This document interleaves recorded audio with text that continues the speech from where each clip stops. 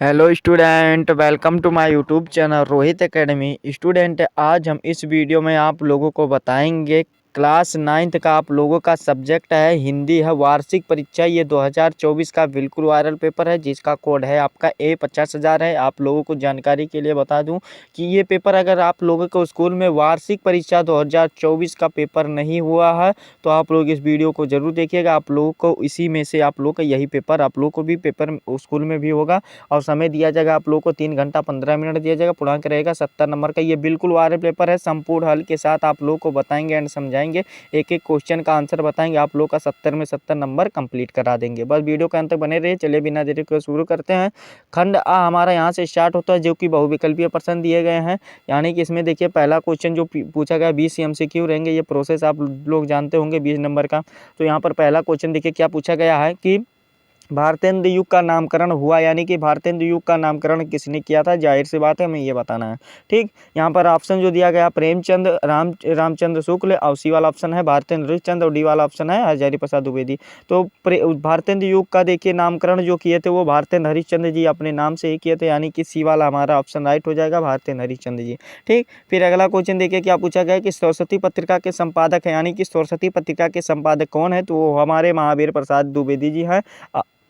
ए वाला हमारा right answer हो जाएगा। ठीक, यानी कि सरस्वती पत्रिका के संपादक कौन है, महावीर प्रसाद द्विवेदी जी। आ वाला हमारा ऑप्शन राइट हो जाएगा, ए वाला। ठीक, फिर अगला क्वेश्चन देखिए क्या दिया गया हम कि प्रेमचंद का उपन्यास नहीं है, यानी कि बताना है प्रेमचंद का उपन्यास नहीं है, त्यागपत्र नहीं है और गोदान सेवा सदन रंगभूमि ये प्रेमचंद जी का उपन्यास है और जो त्यागपत्र है ये नहीं है। अब पूछेंगे सर तब ये किसका है, तो ये जो है जैनेंद्र कुमार जी का है। त्यागपत्र जो है जैनेंद्र कुमार जी का। ठीक, ये भी कंप्लीट हो गया। फिर अगला क्वेश्चन देखिए कि गिल्लू, चौथा क्वेश्चन क्या दिया गया है, गिल्लू किस विधा की रचना है, ये हमें बताना है। तो गिल्लू जो है वो किस विधा की रचना है ये बताना है। तो गिल्लू देखिए रेखा चित्र विधा की रचना। अब ये पूछेंगे गिल्लू किसकी रचना है, विधा किसकी रचना है, तो आप लोगों को बता दें ये महावीर प्रसाद द्विवेदी महादेवी वर्मा जी का। ठीक, किसका है, महादेवी वर्मा जी का है। ठीक, फिर अगला क्वेश्चन देखिए द्विवेदी युग की प्रसिद्ध पत्रिका है, यानी कि द्विवेदी युग की प्रसिद्ध पत्रिका क्या है, हमें यह बताना है। तो द्विवेदी युग की जो प्रसिद्ध पत्रिका है वो आप लोगों का सरस्वती है, यानी कि सरस्वती पत्रिका है जिसके लेखक महावीर प्रसाद द्विवेदी जी हैं। तो सी वाला हमारा ऑप्शन राइट हो जाएगा। ठीक, फिर अगला क्वेश्चन देखिए क्या दिया गया, साहित्यिक लहरी के रचनाकर हैं, यानी कि साहित्यिक लहरी के रचनाकर कौन है, तो ये सूरदास जी हैं। कौन है, सूरदास जी। बी वाला ऑप्शन राइट हो जाएगा। देखिए इसका जो एक दोहा भी है, साहित्यिक लहरी सूर सागर सूर की सारावली श्री कृष्ण की वाल छवि पर लेखनी अनुपम चली, यानी कि इसके लखना इसके रचयिता कौन है, तो सूरदास जी हैं। ठीक, फिर अगला क्वेश्चन देखिए क्या पूछा गया है कि सातवां क्वेश्चन की जायसी का पद्मावत किस भाषा में लिखा गया है, तो अवधी भाषा में लिखा गया है, यानी कि ए वाला हमारा राइट आंसर हो जाएगा। और इसके जो रचयिता हैं वो मलिक मोहम्मद जायसी जी हैं, यानी कि ए वाला हमारा ऑप्शन राइट हो जाएगा। फिर आठवां क्वेश्चन जो पूछा गया है, आदिकाल को अन्य किस नाम से जाना जाता है, तो वीरगाथा काल के नाम से या वीर काल के नाम से जाना जाता है। तो वीरगाथा काल वाला बी वाला ऑप्शन हमारा राइट हो जाएगा। ठीक, फिर चलिए अगले क्वेश्चन की ओर बढ़ते हैं। जो हमारा 9वां क्वेश्चन दिया गया ये बिल्कुल बाबू वायरल पेपर है, आप लोगों को बता दे रहे हैं। यहाँ पर देखिए ये आप लोग इसी में से क्वेश्चन आएगा, यही पेपर भी आप लोगों का भी आएगा 9th का। देखिए कि 9वां क्वेश्चन दिया गया सभी कामयानी के रचनाकर हैं, यानी कि कामयानी के रचनाकर कौन है, तो ये जयशंकर प्रसाद जी हैं, यानी कि ए वाला हमारा ऑप्शन राइट हो जाएगा। फिर अगला क्वेश्चन पूछा गया कबीर के गुरु का नाम था, यानी कि कबीर के गुरु का नाम क्या था, ये हमें यह बताना है। तो इसका जो राइट आंसर हो जाएगा आप लोगों का रामानंद जी नाम था, यानी कि ए वाला हमारा ऑप्शन राइट हो जाएगा। फिर अगला क्वेश्चन देखिए क्या दिया गया है कि कठिन कार्य को करने के लिए जहाँ वर्ण होता है वह रस कौन सा है, हमें यह बताना है। तो वो जो रस होता है, यानी कि कठिन कार्य के लिए जहाँ वर्ण होता है वहाँ रस है, यानी कि वहाँ कौन सा रस होता है, तो वहाँ वीर रस होता है, यानी कि ए वाला हमारा ऑप्शन राइट हो जाएगा। ठीक, फिर अगला क्वेश्चन देखिए क्या दिया गया है कि सुरुचि सुवास सरस अनुरागा में कौन सा अलंकार है, हमें यह बताना है। तो इसमें जो अलंकार की बात की जाएगी तो इसमें अनुप्रास अलंकार है। कैसे अनुप्रास अलंकार है, यहाँ पर देखिए सा की आवृत्ति बार बार हुई है, यानी कि अनुप्रास अलंकार हो जाएगा। ठीक, फिर अगला क्वेश्चन है कि जिस छंद के प्रत्येक चरण में 16 मात्राएं होती है, अंत में 2 गुरु और वह छंद कहलाता है, तो वह छंद सोठा छंद चौपाई छंद कहलाता है। बी वाला हमारा ऑप्शन राइट हो जाएगा और सम्मात्रिक छंद होता है। ठीक, फिर अगला क्वेश्चन है 14 वाला कि कुकुर का तद्भव है, यानी कि कुकुर का तद्भव क्या होता है, तो कुत्ता होता है, डॉग होता है, यानी कि ये वाला हमारा ऑप्शन राइट हो जाएगा। फिर अगला क्वेश्चन 15 वाला दिया गया है, निरर्थक का विलोम है, यानी कि निरर्थक का विलोम शब्द क्या होता है, तो देखिए निरर्थक का जो विलोम शब्द होता है वो सार्थक होता है, यानी कि हमारा ए वाला ऑप्शन राइट हो जाएगा। ठीक, जो 15 का राइट आंसर हो जाएगा ए वाला हो जाएगा।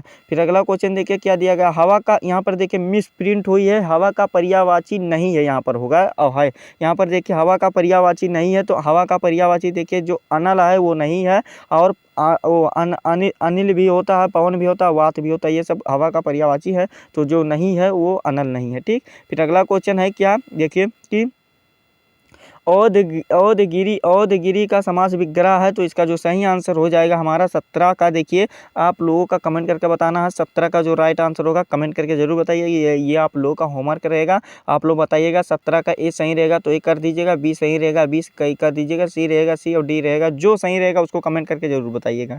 ठीक, और 18 क्वेश्चन है कि इता तथा प्लस इति में संध होगी है, यानी कि इसमें कौन सी संध होगी, तो इसमें संध की बात की जाएगी, तो इसमें जो संध है कौन सा है, ये तथेत है, यानी कि ए वाला हमारा ऑप्शन राइट हो जाएगा। फिर अगला क्वेश्चन है, हरि शब्द का चतुर्थी विभक्ति एक वचन है, तो हरि शब्द का जो चतुर्थी विभक्ति एक वचन होता है वो हर्रे होता है, यानी कि बी वाला हमारा ऑप्शन राइट हो जाएगा।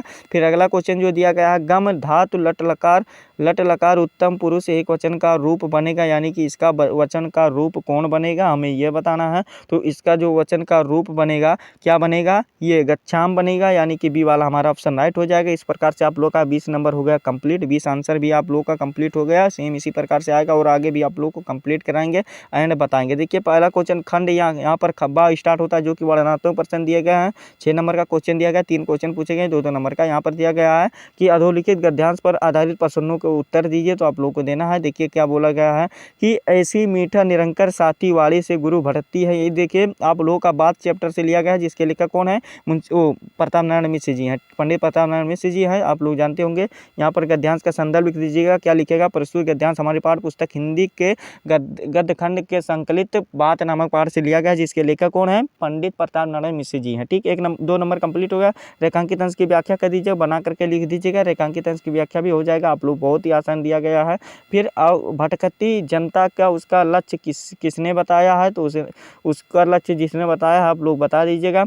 कि देखिए आज के विद्वान देखिए अब यहाँ पर आप लोग का इसका भी आंसर दिएगा, भटकती जनता को उसका लक्ष्य किसने बताया है, तो यहाँ पर दिया गया है कि यहाँ पर दिया कि भटकती जनता का उसका लक्ष्य बताया, यानी कि मीठी निरंकार और सीधी वाडू से गुरु के भटकती, गुरु ने भटकती आत्मा को लक्ष्य बताया। ठीक, 6 नंबर ये भी आप लोग का कंप्लीट हो जाएगा, और इसमें अथवा करके भी दिया जाएगा, अगर आपको ऊपर वाला नहीं आ रहा तो नीचे वाला भी कर सकते हैं। ये गद्यांश दिया गया कि सरकार ने उनके शरीर को कैद रखा, किंतु उनकी आत्मा को वह कैद सहन नहीं हुई। यहाँ पर देखिए ये वाला भी कर लीजिएगा आप लोग, जो समझ में आएगा इसको अच्छे तरीके से तैयार कर लीजिए, जितना बता रहे हैं सभी को यहाँ पर दिया गया है। जो दूसरा दिया गया अधोलिखित में से किसी एक पद्यांश पर आधारित प्रश्नों के 3 उत्तर देना हमें। 6 नंबर का ये भी क्वेश्चन, 2 नंबर का एक क्वेश्चन दिया गया, 3 क्वेश्चन है। ठीक, यहाँ पर पहला जो का वाला दिया गया है कि तरुर फल नहीं खात सरोवर पीही ना पान, और कही रहीम पर काज हित संपत सची सुचान, तो ये वाला बाबू लिख दीजिएगा, बहुत ही आसान है, इसको आप लोग अच्छे तरीके से तैयार कर लीजिएगा। और दूसरा इसमें अथवा करके भी दिया गया कि कूके लगो कोई ले कदम बन में पे बैठी फेर, और धोए धोए पात हिली सरसे लगे डेर, यहाँ पर सरसे बोले सरसे लगे दादुर, ये वाला आप लोग का चौपाई जो है ये इसको वाला भी आप लोग तैयार कर लीजिएगा अच्छे तरीके से। यहाँ पर देखिए दिया गया है, इसको आप लोग लिख दीजिएगा, 6 नंबर कंप्लीट हो जाएगा। ठीक, अच्छे तरीके से जितना बता रहे हैं सभी को तैयार कर लीजिएगा आप लोग, इसको चाहे नोट कर लीजिएगा। ठीक, फिर अगला देखिए हमारा क्या है, अगला जो यहाँ पर दिया गया है तीसरा, कि थोड़ा यहाँ पर देखिए कि अधोलिखित संस्कृत के गद्यांश संदर्भ सहित हिंदी में अनुवाद कीजिए, तो हिंदी में अनुवाद करना है, तो इसको वाला भी आप लोग कर लीजिएगा। ठीक, तो आप लोग को देखिए 4 नंबर का क्वेश्चन दिया गया है, यहाँ पर देखिए आप लोगों का ये अथवा करके भी दिया गया, चाहे आप ऊपर वाला कीजिए चाहे नीचे वाला रामकृष्ण वाला कीजिए, और आप लोग को यहाँ पर दिया गया है तो इसको वाला भी कर लीजिएगा अच्छे तरीके से तैयार। और जो इसी प्रकार से आप लोग का भी पेपर में आएगा। जो देखिए जो दूसरा दिया गया है कि संस्कृत पद्यांश में संदर्भ 4 नंबर का ये क्वेश्चन दिया गया, एक ही को करना है, का वाला चाहे करिए क्या खा वाला दीजिए, अथवा करके इसमें दिया गया। ठीक, फिर देखिए नए मेहमान एकांकी का कथावस्तु संक्षेप में लिखिए, 5 नंबर का क्वेश्चन अथवा करके इसमें भी दिया गया, तो इसको वाला भी कर लीजिएगा। फिर लक्ष्मी का स्वागत एकांकी के प्रमुख पात्र रोशन की माँ का चरित्र चित्रण कीजिए, तो इसको कर लीजिएगा। ठीक, फिर अगला क्वेश्चन देखिए क्या दिया गया है कि निम्नलिखित में से किसी एक लेखक का जीवन परिचय उनकी 2 रचनाओं को लिखिए। आप लोगों का देखिए 4 नंबर का है। पंडित प्रताप नारायण मिश्र जी हैं, प्रेमचंद जी, हजारी प्रसाद द्विवेदी जी, और यही आप लोगों का पेपर में भी आएगा, वार्षिक पेपर में, ठीक। और फिर देखिए क्या है कि मीराबाई, यानी कि ये आप लोग का कवि का जीवन परिचय लिखते हैं। उनकी 2 प्रमुख रचनाओं का लिखना है। मीराबाई हैं, मैथिली शरण गुप्त जी हैं, और सूर्यकांत त्रिपाठी जी हैं, और सूरदास को भी आप लोग याद कर लीजिएगा, ठीक। आप लोग का 4 नंबर कंप्लीट हो जाएगा, ठीक। फिर अगला क्वेश्चन देखिए क्या दिया गया। 7वां, अपने पाठ वस्त्र से तटस्थ किया गया एक श्लोक लिखिए जो इस प्रश्न पत्र में ना आया तो आप लोग लिख दीजिएगा, 2 नंबर ले लीजिएगा, ठीक। फिर अगला क्वेश्चन देखिए, निम्नलिखित प्रश्नों में से किन्हीं 2 प्रश्न का आंसर देना है, 4 नंबर लेना है, ठीक। यहाँ पर देखिए 4 क्वेश्चन दिए गए हैं, किन्हीं 2 का दे दीजिएगा, 4 नंबर हो जाएगा, 2-2 नंबर का 1 क्वेश्चन रहेगा, ठीक। फिर अगला क्वेश्चन 9वां जो दिया गया है, देखिए क्या है कि निम्नलिखित मुहावरे वालों वाक्यों में से किसी एक का अर्थ बताते हुए वाक्य का प्रयोग कीजिए, और 2 नंबर का क्वेश्चन है तो इसको आप लोग कर लीजिएगा। देखिए आप लोग का 3 दिया गया, 2 ही को करना है, अर्थ बता दीजिएगा, और 1 करना है। इसमें देखिए 1 का अर्थ बताते हुए प्रयोग करना है तो 2 नंबर कंप्लीट हो जाएगा, ठीक। फिर अगला क्वेश्चन देखिए क्या दिया गया है कि निम्नलिखित में से किन्हीं 2 वाक्यों को संस्कृत में अनुवाद कीजिए, 4 नंबर ले लीजिएगा, 2-2 क्वेश्चन का। एक 4 आप लोग को दिया गया, वह दूध पीता है और वह मैं घर जाऊंगा, हरि ने कार्य किया और तुम सब पढ़ो, यानी कि ये वाला है तो आप लोग सिर्फ 2 ही करना। इसी प्रकार से आप लोग के भी पेपर में क्वेश्चन आएंगे, गारंटी लेते हैं। 11 वाला क्वेश्चन दिया गया, छात्रवृत्ति के लिए अपने विद्यालय के प्रधानाचार्य को एक प्रार्थना पत्र लिखिए, 5 नंबर का क्वेश्चन है। अथवा करके 20 में दिया गया है कि अस्वस्थ होने के लिए 2 दिन के आवश्यक प्रधानाचार्य को प्रार्थना पत्र लिखिए, तो सेवा में आप लोग लिख दीजिएगा, पर महोदय करके आप लोग इसको लिख दीजिएगा, 5 नंबर कंप्लीट हो जाएगा। हाँ, तो यही आप लोग का पेपर था, और आप लोग अगर इतना तैयार कर लेते हैं तो 70 में 70 9th में वार्षिक परीक्षा में ला सकते हैं, कोई नहीं रोक सकता है। यही हमारा पेपर था। आप लोगों को हमारा वीडियो कैसा लगा कमेंट करके जरूर बताइएगा। अगर आप हमारे चैनल पर नए हैं तो चैनल को सब्सक्राइब कर दीजिएगा, बेल आइकन को भी दबा दीजिएगा, और इस वीडियो को क्लास 9th के जितने भी स्टूडेंट उनके पास शेयर जरूर कीजिएगा अधिक से अधिक। चलिए मिलते हैं नेक्स्ट वीडियो में नेक्स्ट टॉपिक के साथ, तब तक के लिए जय हिंद, जय भारत, वंदे मातरम।